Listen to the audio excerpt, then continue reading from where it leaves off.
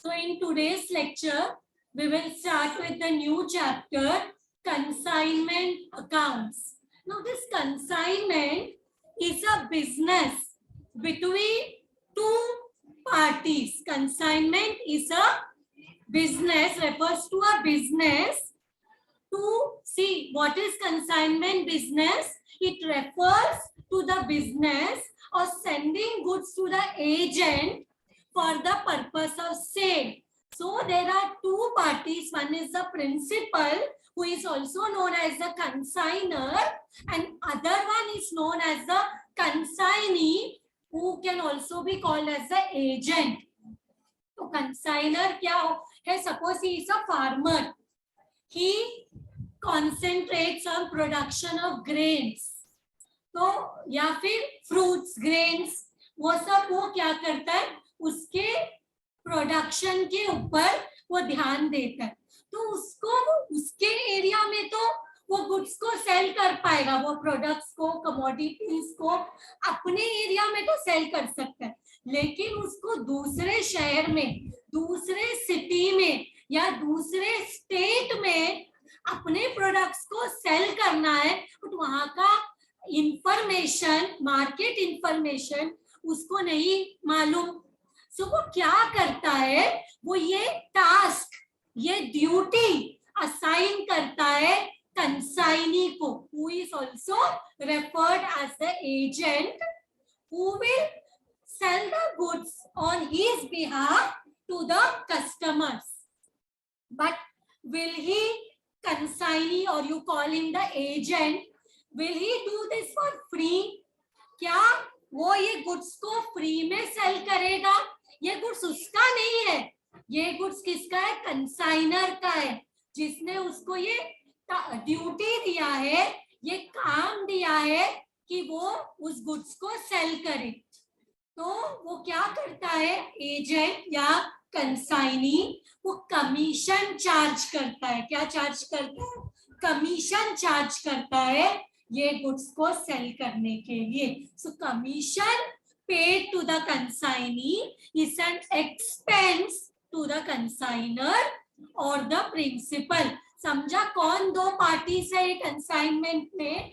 एक है consignor, who is the owner of the goods. Consignor is the owner of the goods. You can call him also the principal. He appoints the agent, also known as the consignee, to sell the goods on his behalf. उसके behalf में goods को वो sell करता है. So we know here consignor है refers to the owner of the goods who transfer his goods for sale to the consignee. अपना goods को वो ट्रांसफर करता है कंसाइनी को, ताकि वो गुड्स को बेचे, ताकि वो गुड्स को सेल करे. ये समझा? फिर दूसरा है consignee. Consignee is the agent in the consignment agreement who sells the goods of the consignor on his behalf for exchange of a commission. तो किसके बदले में सेल करता है वो? कंसाइनर के बदले में. बट वो क्या फैक्टर है जो उसको मोटिवेट करता है कि वो गुड्स को सेल करे? That factor is the commission. उसको क्या मिलता है कंसाइनर से? ये गुड्स को सेल करने के लिए उसको मिलता है कमीशन कंसाइनर से. So let us now discuss the features of consignment. What is the objective behind this consignment sale? So the main objective behind every business is what? To make profit. Similarly, consignment also is a business. Here also the influencing factor, the attracting factor, the objective is to make profit, is to earn profit. तो यहाँ पे भी जो मकसद है consignor का, कि वो तो सिर्फ एक एरिया में उसका रीच है, उसका रीच एक लिमिटेशन है रीच के लिए, वो सिर्फ इतने जगह पे अपने गुड्स को बेच सकता है. Suppose if a consignor's business is in Mumbai, So he can sell to the customers of Mumbai. What about other than Mumbai, outside Mumbai and outside the state of the, Mumbai is in Maharashtra. तो महाराष्ट्र तक भी उसका reach है, तो outside Maharashtra वो उसका reach नहीं है, तो अलग अलग जगह में वो कंसाइनीज को अप्रोच करेगा जो कि उसके गुड्स को दूसरे मार्केट में भी सेल करेंगे. बट क्या मिलेगा रिटर्न में? प्रॉफिट. मतलब इतना मेहनत करने की क्या जरूरत है? अपना मार्केट एक्सपैंड करने का क्या इन्फ्लुएंसिंग फैक्टर है? That factor is to earn profit. That factor is what? To earn profit. Then there is a relationship between consignor and consignee. There is a relationship of principal and agent. कौन सा relation है? Principal and agent. Consignor is the principal and consignee is the agent. Ownership, भले goods को उसने consignee को transfer किया, but वो goods का ओनर कौन है? कंसाइनर. भले suppose there is one manufacturer of alphonso mangoes, तो वो क्या करते हैं? अल्फेंसो मैंगोस का demand being it summer season, seasonal fruit, mango being a seasonal fruit, but it has a demand all over the country and also outside the country. But जो manufacturer है mangoes का, उसका reach एक market में है, but demand is there in the whole country and also outside the country, right? तो भले वो कंसाइनमेंट में अब उसके मैंगोस को सेल कर रहा है, तो यहाँ पे भले उसने कंसाइनी को, एजेंट को हायर किया अलग अलग पार्ट्स ऑफ द कंट्री या आउटसाइड द कंट्री में भी सेल करने के लिए, बट उसका ownership of the goods remains with whom. भले गुड्स आर ट्रांसफर्ड, भले goods are transferred from him to the agent, to the consignee, but still the ownership of the goods remains with the consignor. Ownership किसके पास रहेगा? मतलब goods को कुछ नुकसान हुआ तो उसका अब ओनर जो है उसको ही उसका एक्सपेंस बेयर करना पड़ेगा.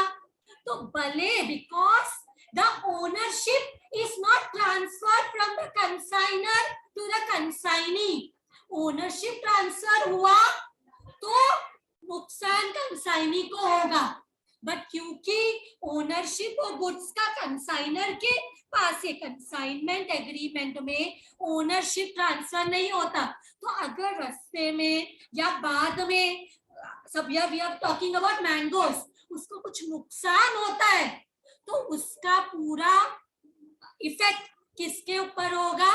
कंसाइनर के ऊपर, क्योंकि ओनरशिप ट्रांसफर नहीं हुआ है. तो यहाँ पे बिकॉज कंसाइनमेंट का एक फीचर क्या है? ओनरशिप ट्रांसफर नहीं होता, एजेंट को ओनरशिप नहीं मिलता, उसको सिर्फ गुड्स बेचने के लिए कमीशन मिलेगा और ओनर रहेगा consignor. Who will be the owner? Consignor will be the owner. तो वो क्या करेगा? कंसाइनी गुड्स को बेचेगा, बेचने के बाद जो भी पैसा मिलेगा उसको सेल्स का, एंड में वो पैसा वो कंसाइनर को ट्रांसफर करेगा उसका कमीशन साइड में रख के. मतलब कमीशन जितना उसको मिलना चाहिए वो अपने पास रखेगा और ऊपर का पैसा वो जो है कंसाइनर को रिटर्न करेगा. समझा ये? Commission that I have already told you the influencing factor in consignment. Consignee को जो रिटर्न में मिलने वाला है वो क्या है? It is the commission. It is the commission. तो कंसाइनर एग्री करता है कि वो कंसाइनी को इतना परसेंटेज कमीशन पे करेगा ऑन सेल्स. जितना भी वो सेल्स करके देगा उसके ऊपर उसको इतना एक एग्रीड परसेंट कमीशन मिलेगा, and that will be written in the agreement of consignment. मतलब कितना कमीशन मिलने वाला है वो कंसाइनमेंट एग्रीमेंट में before entering that will be decided कि तुमको 5% कमीशन मिलेगा, 10% मिलेगा, या जितना भी कमीशन परसेंटेज होगा बिफोर हैंड उसको पता होगा। किसको? कंसाइनी को भी और कंसाइनर को भी, दोनों के म्यूचुअल अंडरस्टैंडिंग के ऊपर कंसाइनमेंट का कमीशन जो है वो डिसाइड होगा। Expenses, all the expenses on consignment paid by the consignee are recovered from the consignor. Who is the owner? Consignor is the owner. तो कंसाइनी अगर गुड्स के ऊपर कुछ खर्चा करेगा, गोडाउन में रखने का, एडवर्टाइजिंग का, कुछ भी खर्चा, तो वो खर्चा वो रिकवर करेगा कंसाइनर से। तो consignee is not the owner, वो क्यों कोई भी खर्चा करे, उसको तो सिर्फ बेचने के ऊपर उसका कमीशन मिलेगा। तो कंसाइनर जो भी खर्चा करेगा वो खर्चा उसको कंसाइनी जो भी खर्चा करेगा वो पैसा उसको कंसाइनर से कॉम्पेंसेट होके मिल जाएगा। Stock, any goods remaining unsold with the consignee belongs to the consigner. अगर सपोज 100 बॉक्सेस था मैंगोज का, but consignee could sell only 90 of them, तो रिमेनिंग 10 किसका रहेगा? कंसाइनर। ओनर कौन है? कंसाइनर, तो उसका ही रहेगा। प्रॉफिट और loss on consignment, who is the owner? So profit loss किसका है? कंसाइनर का, ओनर का। So any profit or loss made on consignment belongs to the consigner, not the consignee. Consignee को प्रॉफिट लॉस से कोई मतलब नहीं, कंसाइनी को मतलब है उसके कमीशन से। Now let us see advantages of consignment to the consigner. Consignor को क्या एडवांटेज है कंसाइनमेंट एग्रीमेंट का? Why is he coming? Why is he signing this agreement? कुछ तो उसको एडवांटेज होना चाहिए। तो कंसाइनर को क्या है? उसका मार्केट रीच वो एक्सपैंड कर सकता है, right? The consignor can widen market for goods to consignment से। पहले उसका रीच सिर्फ एक जगह पे था, अब कंसाइनमेंट की वजह से पूरे देश में उसका रीच आ गया है, या देश के बाहर भी he can make his goods sell, so he can widen his market is one advantage. वो सेल्स के रेस्पॉन्सिबिलिटी से बच जाता है, वो ये जिम्मेदारी कंसाइनी को दे देता है, तो उसको सेल करने की जरूरत नहीं, कंसाइनी उसके बदले में सेल कर देगा, ये भी एडवांटेज है। वो अपना प्रॉफिट को मैक्सिमाइज कर सकता है। कैसे? पहले एक ही मार्केट में, पहले से चेंबूर में सेल करता था, अब घाटकोपर, थाने, अलग अलग जगह में सेल करने लगा because of the consignee. So profit, sale बढ़ गया तो प्रॉफिट भी बढ़ जाएगा, right? He can maximise his profits, is the advantage. He gets the benefit of close knowledge from the consignee about the market condition. Market condition का भी knowledge मिल जाता है कंसाइनी से, कि सिर्फ उसको उसके मार्केट का तो आइडिया है, बट दूसरे मार्केट का भी उसको इंफॉर्मेशन मिल जाता है फ्रॉम द कंसाइनी। तो ये भी उसका इंफॉर्मेशन रीच भी इंक्रीज हो रहा है ना, तो that is also one of the advantage. Now let us see consignee को क्या एडवांटेज है। तो कंसाइनी को क्या एडवांटेज है? सबसे main advantage, he gets to earn commission. Next, उसके नॉर्मल बिजनेस के ऊपर, मतलब कंसाइनी का खुद का भी तो कोई बिजनेस होगा, उसका खुद का भी कोई गुड्स होगा। In addition to his normal, his और her normal business, he is also carrying on consignment sales. तो वो उसका और बिजनेस इंक्रीज कर रहा है, उसका खुद का नॉर्मल बिजनेस तो है ही, बट वो कंसाइनमेंट बिजनेस भी कैरी ऑन कर रहा है, और इससे वो उसका इनकम इंक्रीज कर सकता है। So these are the advantage to the consignee on consignment sales. Now, what are the disadvantages in consignment? First one, they say payment. अगर कंसाइनी दो तरीके से सेल कर सकता है, एक तो कैश बेसिस में, सपोज मैंगोस आर देयर, तो कंसाइनी कैश में सेल कर सकता है, क्रेडिट में. बट अगर क्रेडिट में सेल किया तो कंसाइनमेंट डेटर्स को सेल किया कंसाइनी ने, बट वो लोग कब तक पैसा देंगे? जब तक वो लोग पैसा नहीं देंगे डेटर्स, तब तक कंसाइनी के पास पैसा नहीं आएगा. जब तक उसके पास पैसा नहीं आएगा वो कंसाइनर को पेमेंट नहीं कर पाएगा. तो यहाँ पे पैसा अटक जाता है ना. समझ में आ रहे? कंसाइनमेंट में अगर क्रेडिट में सेल किया तो जब तक डेटर पैसा वापस नहीं कर सकते तब तक कंसाइनी के पास पैसा नहीं है कंसाइनर को रिटर्न करने के लिए. So that becomes a disadvantage. Debtor जब तक पैसा नहीं रिटर्न करेंगे तब तक कंसाइनी के पास पैसा नहीं है कंसाइनर को वापस करने के लिए. Right? The consignee will not be in a position to make the payment to the consignor in with relation to credit sales.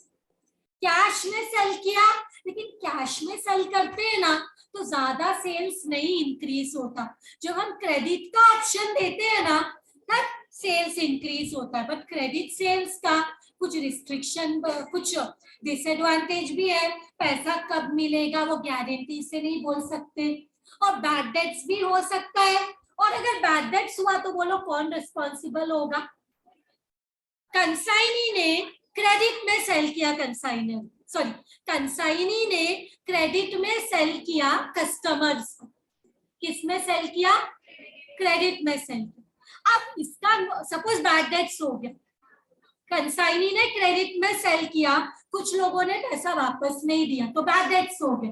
तो इसका बैड डेट्स का लॉस कौन बेयर करेगा? Tell me. Consignee is the owner to the goods. Consignor is the owner.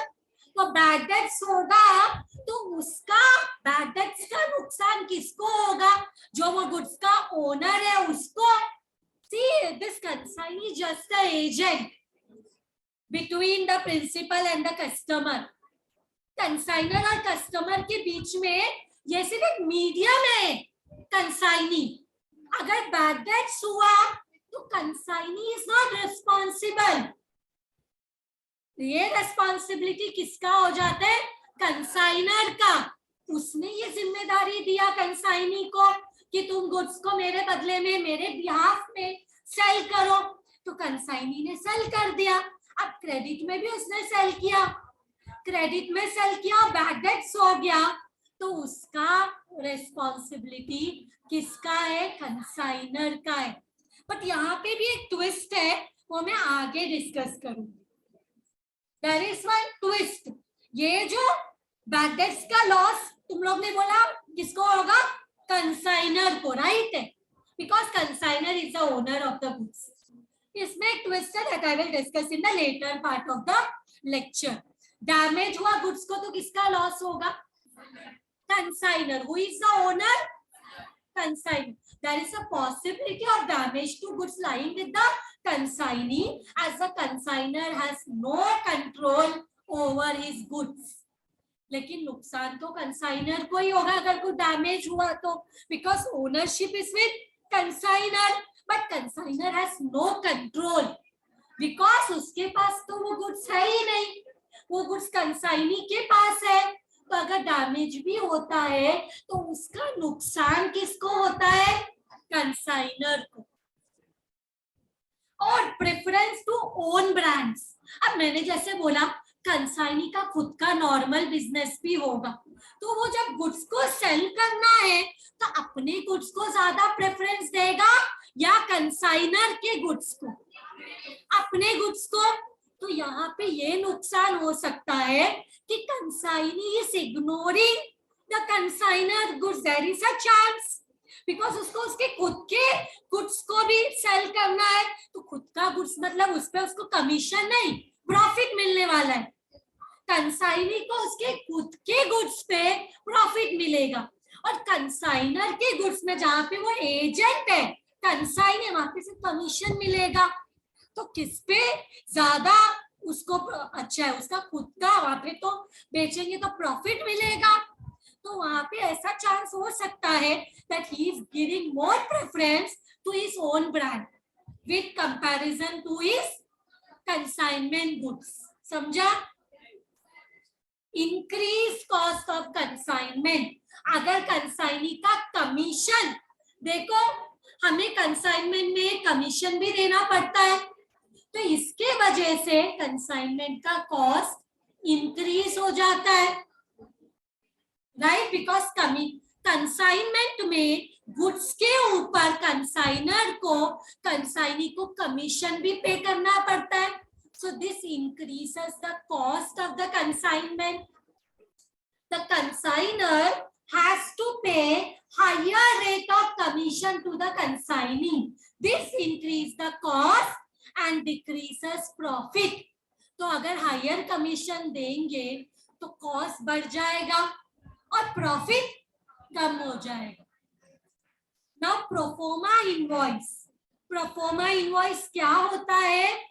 ये consignor एक invoice है, ये एक बिल है जो कंसाइनर सप्लाई करता है कंसाइनी को। It is a statement giving particulars of the good supply.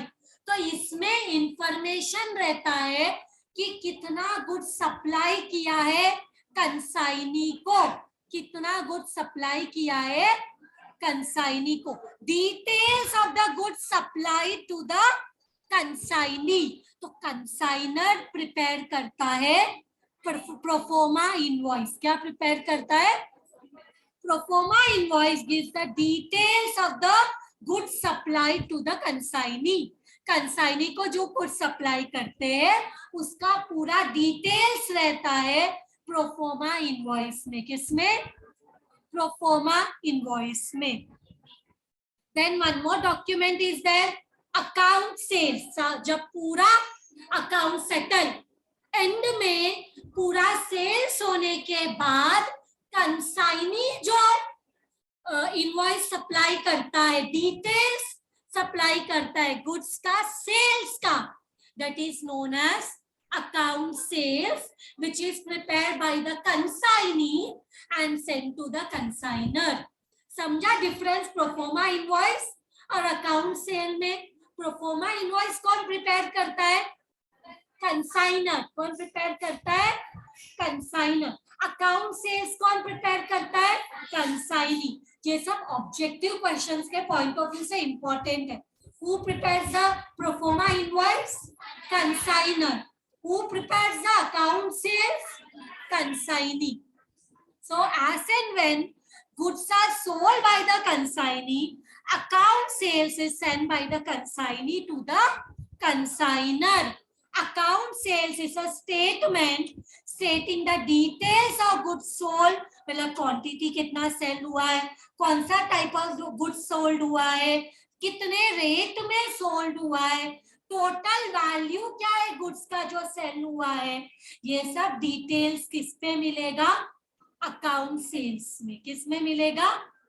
Account sales. कितना क्वांटिटी सेल हुआ, कौन सा टाइप ऑफ गुड सेल हुआ, कितने वैल्यू में सेल हुआ, कित पर रेट कितना है सेल करने का, all the particulars, all the details you will find in the account sales document. Now commission of consignee. Consignee को क्या मिलता है? कमीशन मिलता है। He sells the goods at the risk of the, देखो consignee sells the goods on behalf of the consigner. He sells the goods at the risk of the consigner. किसके risk? तो का ओनर के पास ही है। Business का risk किसके पास है? Consignor. He incurs the expense on consignment such as, ये जो भी वो गुड्स कुछ भी एक्सपेंस जो भी कंसाइनी इनकर करेगा ना, बाद में वापस मिल जाएगा। अनलोडिंग, जब गुड्स उसके पास पहुंचते हैं तो अनलोडिंग चार्जेस कंसाइनी को बेयर करना पड़ता है। गुड्स जब तक उसके पास है तब तक का इंश्योरेंस ऑफ द गोडाउन उसको बेयर करना पड़ता है कंसाइनी को, वेयर हाउस चार्जेस कंसाइनी को बेयर करना पड़ता है, ऑक्ट्रॉय ड्यूटी कंसाइनी को बेयर करना पड़ता है। बट कोई बात नहीं, वापस इसको मिलता है, जो भी वो बेयर करता है बाद में वो कंसाइनर से ये पूरा एक्सपेंसेस ले लेता है। मतलब भले consignee is paying for some expense but later on those expenses are reimbursed by the consignor on तो ये सब कंसाइनर के बिहाफ में खर्चा करता है। एक्चुअली ओनर कौन है? कंसाइनर। तो ये सब खर्चा भी कंसाइनर को करना चाहिए, बट कंसाइनी अभी ये खर्चा कर रहे हैं, बाद में उसको वापस मिल जाएगा, लेकिन ये सब खर्चा और सेल्स करने के बदले में उसको कुछ मिलना चाहिए। That is what he is entitled to receive the commission at an agreed rate. जितने में वो एग्री करेगा उतने रेट में उसको क्या मिलता है? कमीशन मिलता है। कभी कभी वो एक्स्ट्रा कमीशन भी डिमांड कर सकता है। Okay, and now we come to a very important part that is known as del creditor commission. Very important, del creditor commission. Now what do you mean by del creditor commission? This is an extra commission which is demanded by or given by the consignor to the consignee. Consignor कौन है? Owner of the goods. जो ये commission देता है किसको? Consignee को। क्यों देता है? जब गुड्स क्रेडिट में सेल करता है, कंसाइनी जब गुड्स क्रेडिट में सेल करता है, तब अगर बैड डेट्स हुआ तो उसका लॉस किसको होता है? कंसाइनर को। ये हमने पहले भी डिस्कस किया। तो इसके लिए कंसाइनर क्या करता है? ये एक्स्ट्रा कमीशन पे करता है कंसाइनी को, known as del credere commission. तो ये कमीशन अगर क्वेश्चन में दिया है कि कंसाइनी को डेल क्रेडिटर कमीशन मिल रहा है, तो बैड डेट्स का लॉस कंसाइनर को नहीं, कंसाइनी को होगा। मतलब ये कमीशन क्यों दिया जाता है कि अगर हम क्रेडिट में तो सेल कर रहे हैं, और अगर क्रेडिट में सेल किया तो कंसाइनी को ज्यादा एफर्ट्स लेना पड़ेगा डेटर से पैसा वापस लेने का, क्योंकि अगर नहीं लिया तो बैड डेट्स हो जाएगा। और डेल क्रेडिटर कमीशन मिलने के बाद अगर बैड डेट्स हुआ तो उसका लॉस कंसाइनर बेयर नहीं करेगा, कंसाइनी। अब कंसाइनी नहीं चाहेगा कि उसको बैड डेट्स का लॉस हो, तो एक्स्ट्रा मेहनत करेगा कि बैड डेट्स नहीं हो। फिर अगर फिर भी बैड डेट्स हुआ तो who will bear the bad dates?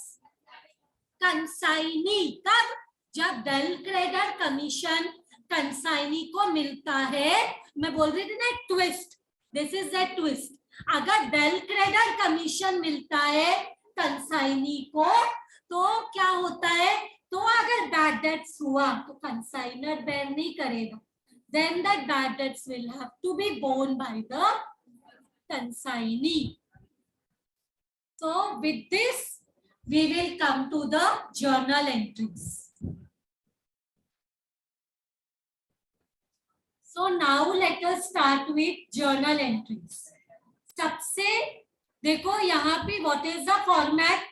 Serial number है, transaction I will be writing, and then in the books of consignor क्या इफेक्ट रहेगा वो जर्नल का, और in the books of consignee क्या इफेक्ट रहेगा। बताओ, ये कंसाइनमेंट का पूरा जो प्रोसीजर है वो स्टार्ट होता है जब कंसाइनर गुड्स सेंड करता है कंसाइनमेंट में। ये पूरा जो कंसाइनमेंट का पूरा एग्रीमेंट, ये पूरा सब बिगिनिंग होता है when goods are sent on consignment. So our first entry is goods sent on consignment. जैसे I told you, there is one mango merchant there is one, suppose mango जो manufacture करता है उसके पास फार्म है mangoes का, तो उसको mango cell करना है, तो उसने किसको अपॉइंट किया? कंसाइनी को। तो यहाँ पे सबसे पहले कंसाइनी को अपॉइंट करके कंसाइनमेंट में का एग्रीमेंट साइन करके पहला चीज जो कंसाइनर करेगा, owner of the farm, what he will do, he will send the goods on consignment. तो यहाँ पे क्या होगा? गुड्स रिसीव होगा कंसाइनमेंट में, और consignment actually is a nominal account, और जब गुड्स रिसीव करेगा कंसाइनी जब गुड्स को रिसीव करेगा, when goods are sent on consignment, हम क्या करते हैं? कंसाइनमेंट को डेबिट करते, हम अकाउंट बनाते हैं which is a nominal account, इसको हम डेबिट करते, क्या करते? इसको डेबिट करते हैं, और यहाँ पे आएगा क्या सेंड किया कंसाइनमेंट में? गुड्स, तो बोलेंगे to goods sent on consignment, to goods sent on consignment, this is the entry when goods are sent on consignment. But consignee का अभी फिलहाल कोई रोल नहीं है, गुड्स आ गया कंसाइनमेंट में, गुड्स सेंड किया है कंसाइनमेंट में, सेंड किया, अभी तक कंसाइनी को मिला नहीं, इट इज सेंट, तो कंसाइनी के बुक में इसका कोई भी एंट्री नहीं होगा, कोई भी एंट्री नहीं होगा। Next we come expenses incurred by the consignor. Next है expenses incurred by the consignor. किसने एक्सपेंसेस इनकर किया? बताओ मुझे, किसने एक्सपेंसेस इनकर किया? कंसाइनर ने। मतलब जब गुड्स को उसने सेंड किया तो गुड्स सेंड करने का उसको खर्चा हुआ रहेगा, ट्रैवलिंग का, तो ये खर्चा किसने बेयर किया? कंसाइनर ने। तो यहाँ पे भी कंसाइनमेंट एक नॉमिनल अकाउंट है, कंसाइनमेंट में खर्चा हुआ है, तो डेबिट में क्या आ जाएगा? कंसाइनमेंट अकाउंट डेबिट, और कंसाइनर खर्चा करेगा तो क्या जाएगा? कंसाइनर जब एक्सपेंसेस इनकर करेगा तो क्या बाहर जाएगा? कंसाइनर का पैसा, तो टू कैश बैक। इसमें कंसाइनी का कोई रोल है क्या? There is no role of the consignee, so here it will be no entry, consignee के बुक में it will be no entry। Next one है कंसाइनर जो है डिमांड कर सकता है कंसाइनी से कि अब मैं पूरा गुड्स तुमको सप्लाई करने वाला हूं, तो मुझे कुछ एडवांस तो दो, गुड्स सप्लाई करते हो, मेरा गुड्स तुम्हारे पास आ जाएगा, तो एटलीस्ट पूरा पैसा नहीं, at least give some advance. So advance given by consignee, लिखेंगे बाय चेक। कैसे दिया है? चेक से दिया है, तो एडवांस देंगे तो कंसाइनर के पास क्या आएगा? चेक मतलब हम चेक तो नहीं लिखते ना, चेक मतलब बैंक मनी, कैश बैंक या सिर्फ बैंक लिखते हैं। जब चेक से पैसा आया तो कंसाइनर के पास money comes, so debit what comes in, हम कैश बैंक भी लिख सकते हैं, लेकिन because they have specified it is cheque, so हमने बैंक लिख दिया। हाँ right, who is giving the money? Consignee. Same है, किसने एडवांस दिया? कंसाइनर ने। किसको? Who is the receiver? Debit the receiver. Consignee के बुक में कभी भी कंसाइनी का नाम नहीं आएगा, सॉरी कंसाइनी के बुक में कभी भी कंसाइनी का नाम नहीं आएगा। किसका नाम आएगा? Opposite person. That is the rule of by का भी होता है जर्नल में, टू होता है, to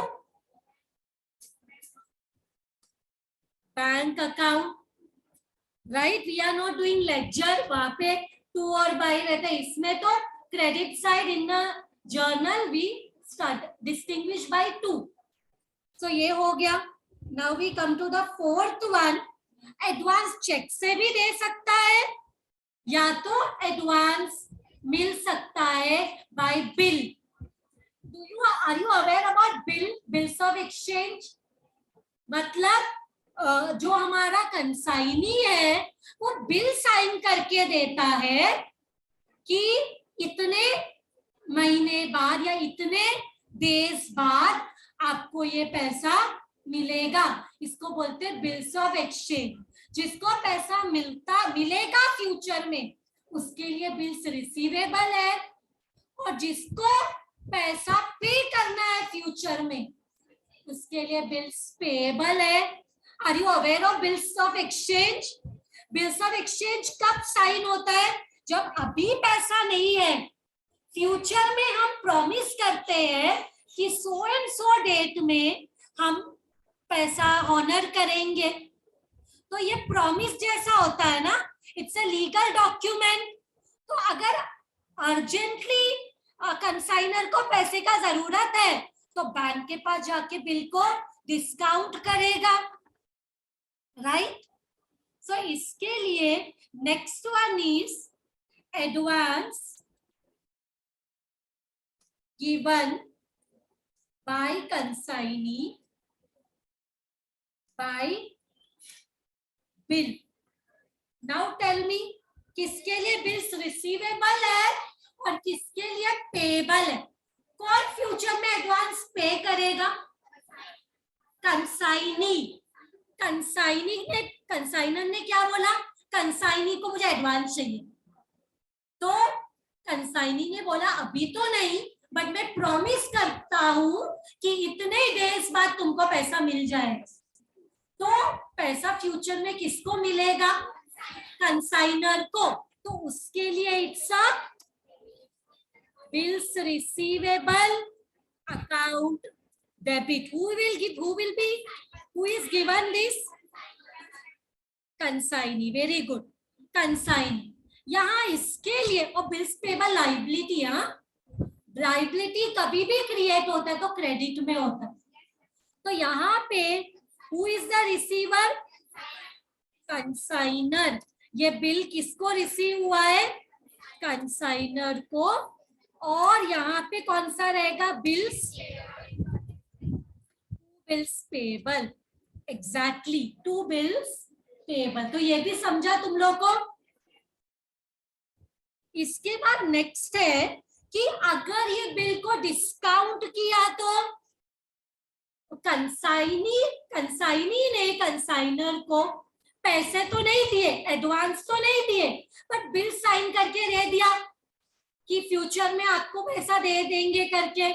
but consignor is in urgent need of money, तो कंसाइनर क्या करेगा? डिस्काउंटिंग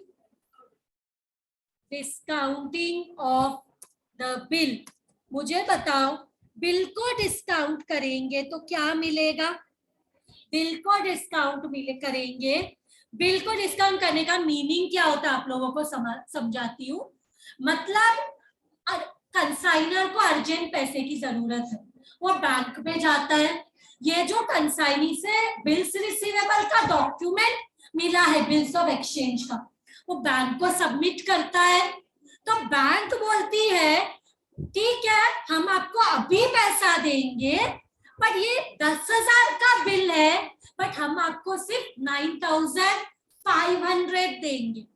तो यहाँ पे जहाँ पे अगर 3 महीना रुकता या 60 डेज रुकता कंसाइनर, तो पूरा 10,000 मिलता।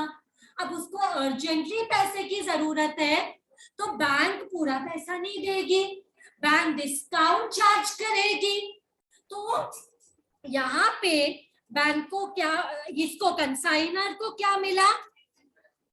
मनी मिला। बैंक अकाउंट भी लिख सकते हैं, बैंक से पैसा मिला है ना, बैंक अकाउंट भी लिख सकते हैं, कैश बैंक अकाउंट भी। ये हो गया। अब यहाँ पे एक लॉस हुआ है कंसाइनर को, वो क्या है? Discount. That loss is a discount. वो डिस्काउंट को debit all expenses and losses, हम एक नॉमिनल अकाउंट बना रहे हैं ना यहाँ पे, consignment account which is a nominal account, ऐसा करेंगे। और यहाँ पे जो हमारे पास बिल रिसीवेबल था डेबिट में, अब वो बिल रिसीवेबल किसको दे दिया? बैंक को दे दिया, तो वो कैंसल हो गया, हमें अभी पैसा नहीं मिलेगा उससे, बैंक को मिलेगा पैसा। तो bill receivable was in the debit. अब उसको कैंसल करेंगे तो किधर आएगा? डेबिट का opposite credit, bill receivable account. ये समझा?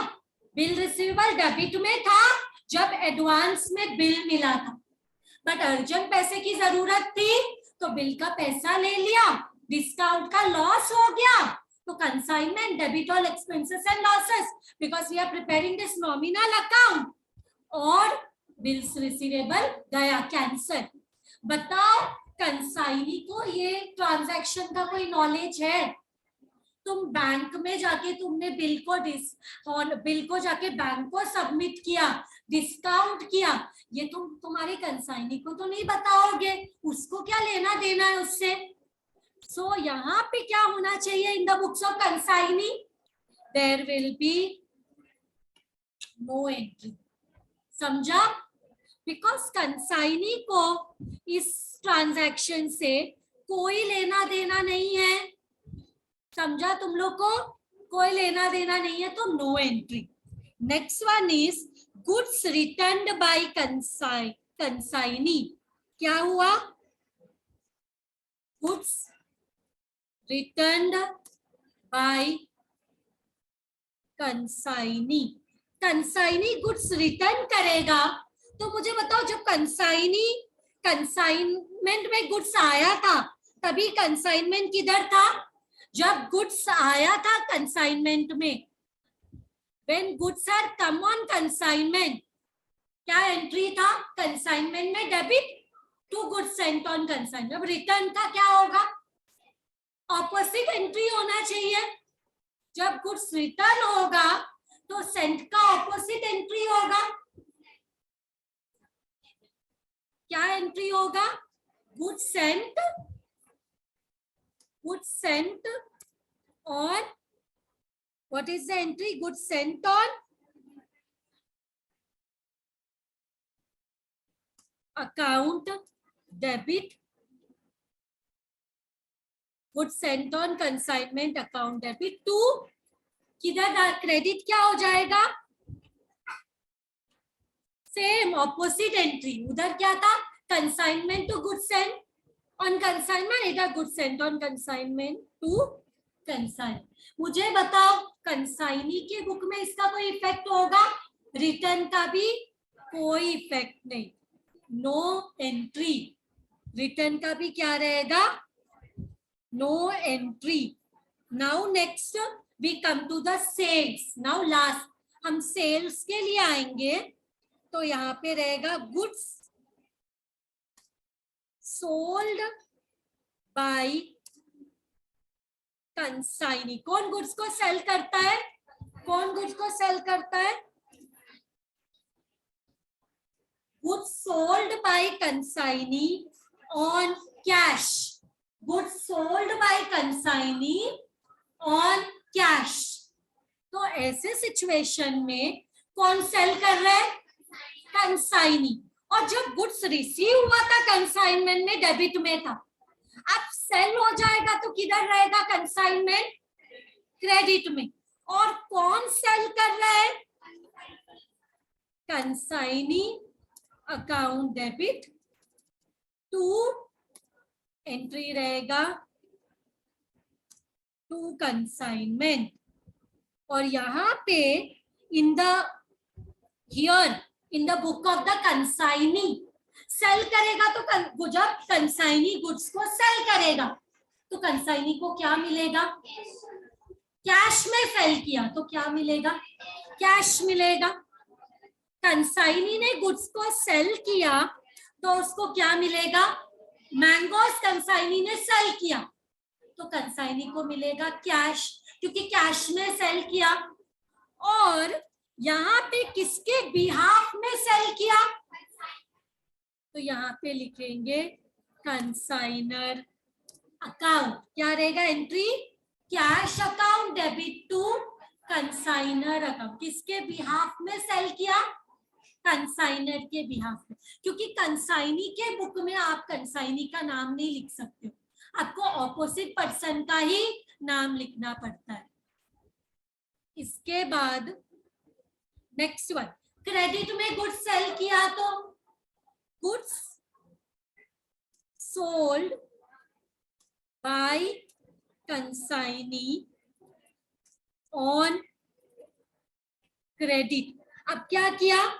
गुड्स को सेल किया क्रेडिट में, कैसे भी सेल करने दो। किसने सेल किया? कंसाइनी ने। यहाँ पे it will be the same entry. क्या हो जाएगा? Same entry. Consignee account debit to consignment. मतलब क्या? कैश में सेल करने दो तो भी कंसाइनी ने सेल किया, क्योंकि कंसाइनर को फाइनल में जो पैसा मिलता है उससे मतलब है। कैश में सेल करने दो या क्रेडिट में सेल करने दो, उसके लिए तो क्या हो रहा है? सेल हो रहे गुड्स। तो कंसाइनमेंट के क्रेडिट से इनकम है ना, क्रेडिट और इनकम सेल होगा तो credit all income and gain. Consignment is a nominal account. Consignment credit में आया और किसने सेल किया गुड्स को? कंसाइनी ने सेल किया। अब यहाँ पे बताओ, कंसाइनी को क्रेडिट में सेल करने पे कैश आएगा, पर किसका नाम आएगा? किसको सेल किया? डेटर्स को। किसको सेल किया? क्रेडिट में किसको सेल करते हैं? डेटर्स को। इनको बोलेंगे कंसाइनमेंट डेटर। किसको बोलेंगे? Consignment debtors account debit to, किसका नाम? किसके बिहाफ में सेल किया? Consignor account. Consignor account. जब कैश में सेल किया था तो कंसाइनी को कैश मिला। जब क्रेडिट में सेल किया तो किसको क्रेडिट में सेल किया? डेटर्स को। कंसाइनमेंट डेटर्स को। तो उनका नाम लिखा, बिकॉज पैसा नहीं आया अभी तक। सो इसके बाद next we come expenses incurred by consignee. Next we will come. अभी कौन expenses incur कर रहा है? Expenses incurred by consignee. Expenses incurred by consignee. तो मेरे को बताओ, expenses कोई भी incur करने दो। कंसाइनमेंट में तो एक्सपेंस हो रहा है, debit all expenses and losses, क्योंकि कोई भी इनकर करने दो, बाद में तो कंसाइनर को ही पे करना है। कंसाइनर करेगा तो पैसा जाएगा, कंसाइनी इनकर करेगा तो उसका नाम लिखेंगे। कंसाइनर इनकर करेगा खर्चा तो पैसा जाएगा, कंसाइनी अभी इनकर करेगा खर्चा तो उसका नाम लिखेंगे। तो एक्सपेंस हुआ तो consignment is a nominal account, debit all expenses and losses, तो लिखेंगे कंसाइनमेंट अकाउंट डेबिट। और क्या लिखेंगे? किसने एक्सपेंस इनकर किया? कंसाइनी। अब इसके बुक में बताओ।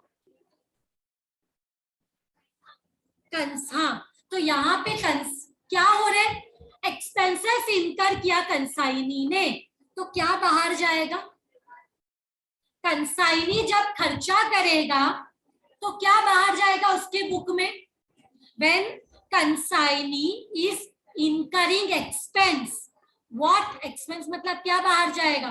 पैसा बाहर जाएगा, credit what goes out, but किसके बिहाफ में?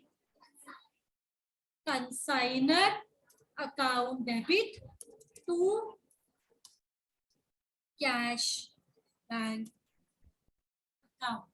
समझा? क्या हुआ? कंसाइनी ने खर्चा किया तो कंसाइनर के बुक में तो पैसा बाहर जा रहा है, बट किसके बिहाफ में? कंसाइन, क्योंकि कंसाइनी के बुक में हम कंसाइनी का नाम नहीं लिख सकते। Next we come collection of cash by consignee. Collection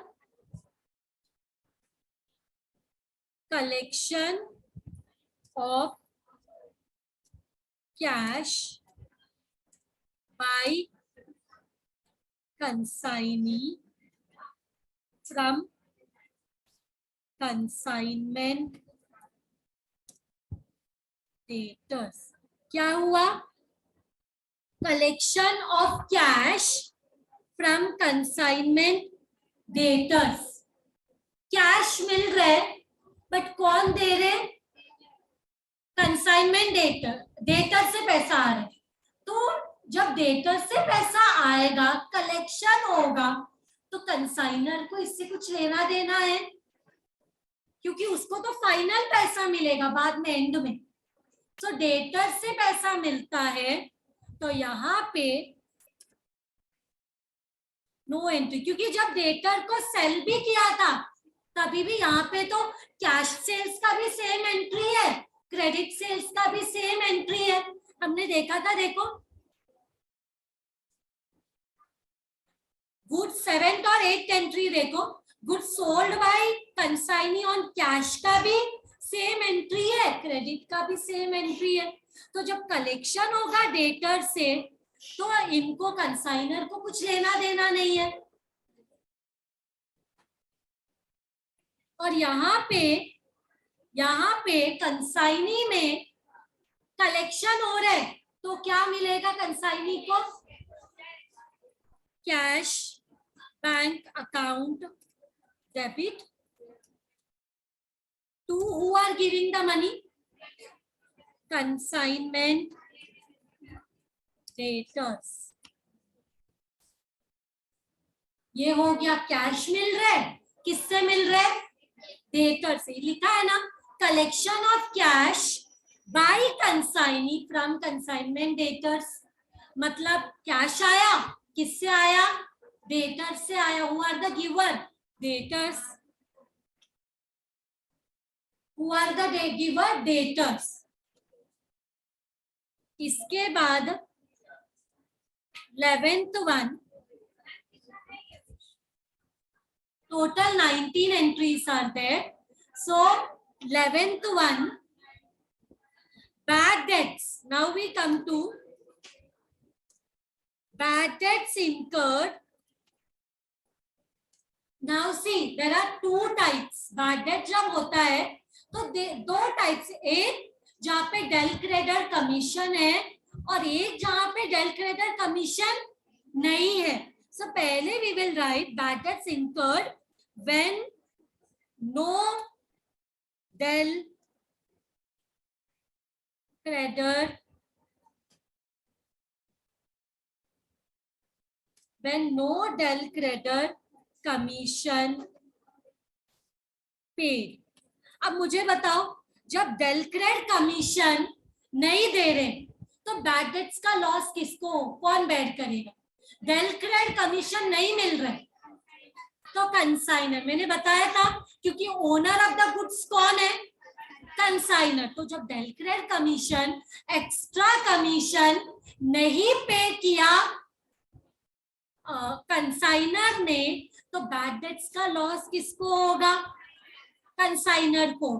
जब एक्स्ट्रा कमीशन देंगे कंसाइनी को, तो वो बेयर करेगा बैड डेट्स।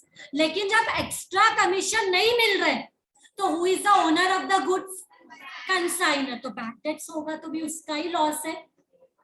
तो यहाँ पे debit all expenses and losses, consignment account debit, debit loss हो रहा है ना, टू कंसाइनी, टू कंसाइनी। और यहाँ पे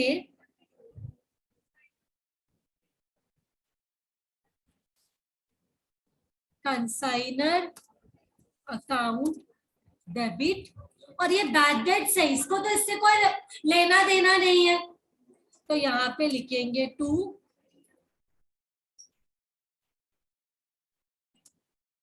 bad debts. Actually this is what bad debts, but ये बैड डेट्स हम कंसाइनमेंट में लिख रहे।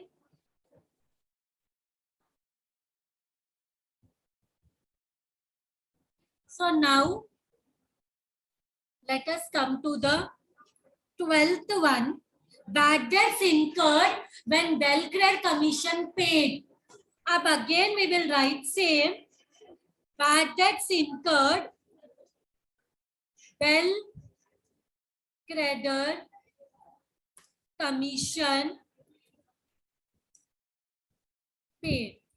These are all small entries. When we will do the full-fledged sum ना, तभी ये समझेगा भी नहीं, 5 मिनट में हो जाएगा, लेकिन अभी एंट्रीज है ना, और फॉर्मेट में सारे एंट्रीज एक्सप्लेन करने पड़ेंगे।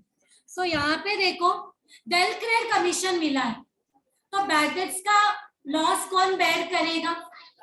कंसाइनर या consignee? Right, consignee will bear. तो यहाँ पे क्या आ जाएगा? बिकॉज इसने तो एक्स्ट्रा कमीशन दे दिया, तो अभी बैड डेट्स हुआ तो ये बेयर नहीं करेगा। Consignor will not bear the bad debts when there is del credere commission given. तो यहाँ पे आ जाएगा bad debts account debit to, यहाँ पे किससे बैड डेट्स होता है? कस्टमर को क्या बोलते हैं? डेटर्स। सो यहाँ पे लिखेंगे डेटर्स कम हो जाते हैं ना when there is bad debts. Consignment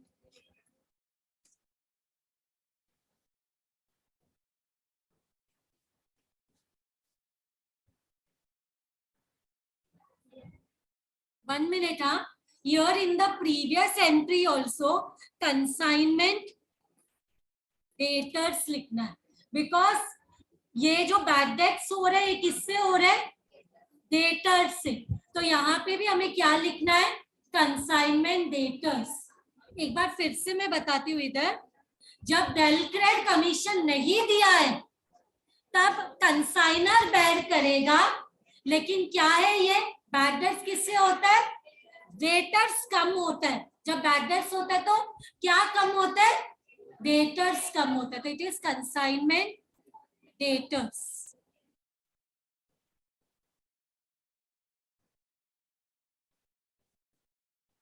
So now 13th one is goods taken by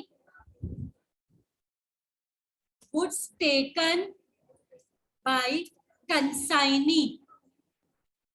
जैसा मैंने बोला था तुम लोग को 100 बैग्स ऑफ मैंगोस है, जिसमें 90 सेल हो गए, 10 बचा है। वो अगर कंसाइनी को लेना है, खरीदना है, तो अगर कंसाइनी को खरीदना है तो so who is taking it? Consignee is taking it. So यहाँ पे लिखेंगे कंसाइनी अकाउंट डेबिट, और सेल में हम क्या करते हैं? This also we will consider as sales. कौन गुड्स लेके जा रहे हैं? कंसाइनी। तो यहाँ पे लिखेंगे consignment credit all income and gain, credit all income and gain, consignment account debit to, sorry, consignee account debit to consignment.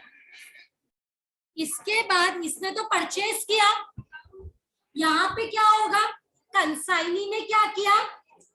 जो गुड्स बचा था वो घर लेके चला गया, तो उसने गुड्स को क्या किया? परचेज किया। तो क्या आ जाएगा इधर? Purchase account debit. किससे परचेज किया? Consignor account. क्या लिखा?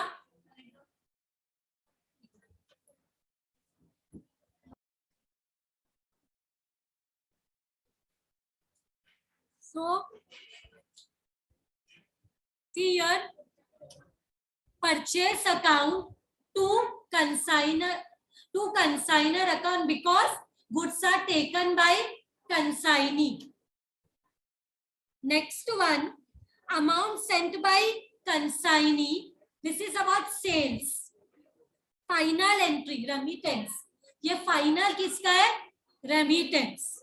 So amount sent by consignee against sale proceeds in cash. मतलब फाइनली जब सारा गुड्स या गुड्स सेल हो जाएगा तो कंसाइनी क्या करता है, जितना भी पैसा कलेक्ट हुआ वो कंसाइनर को रिटर्न करता है, राइट? सो कंसाइनर को जब गुड्स का पैसा रिटर्न किया, कंसाइनी ने क्या किया, जितना भी सेल हो गया उसका पैसा रिटर्न कर दिया. तो इसको क्या मिला? Cash bank account debit to who is the giver? Consignee. इधर ऑपोजिट आ जाएगा तो क्या हुआ इधर?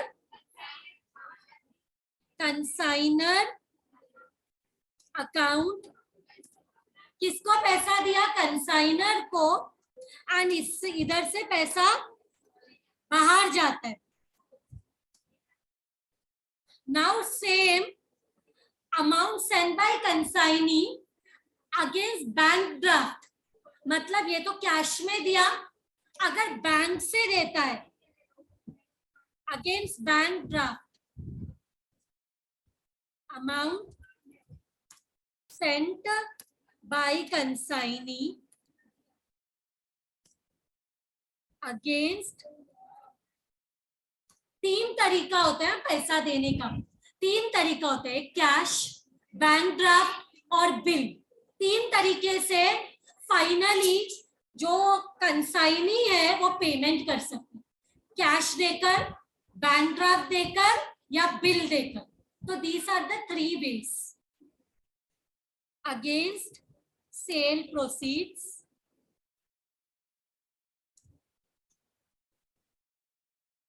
Bye bank draft. Bank draft मतलब बैंक ही लिखना पड़ेगा. बैंक पैसा आ रहा है and who is the giver? Consignee. And here opposite entry, consignor account debit to bank account, to bank account, to bank account. So इसके बाद finally amount sent by consignee against sale proceeds by way of a bill.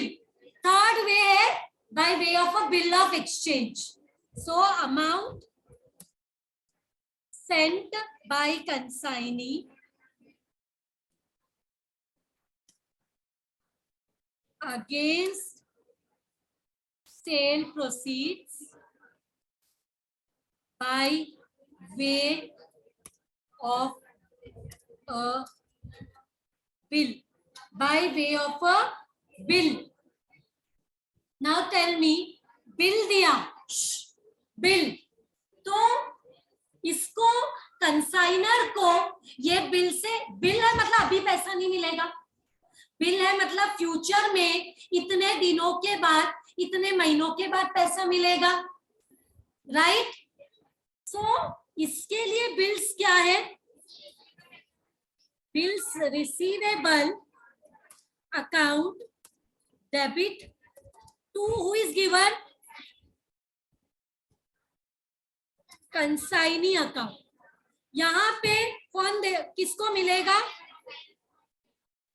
Consignor account debit, और इसके लिए consignee के लिए it is bills payable. Very good, bills payable. इसके बाद there are two things. Consignment account को बंद करते क्या करते हैं हम, हमारा जो नॉमिनल अकाउंट है ना, कंसाइनमेंट अकाउंट, उसको बंद करते. तो उसको बंद करते वक्त दो चीजें हो सकती है, या तो प्रॉफिट होगा या तो लॉस होगा. So let us first see profit on consignment. Profit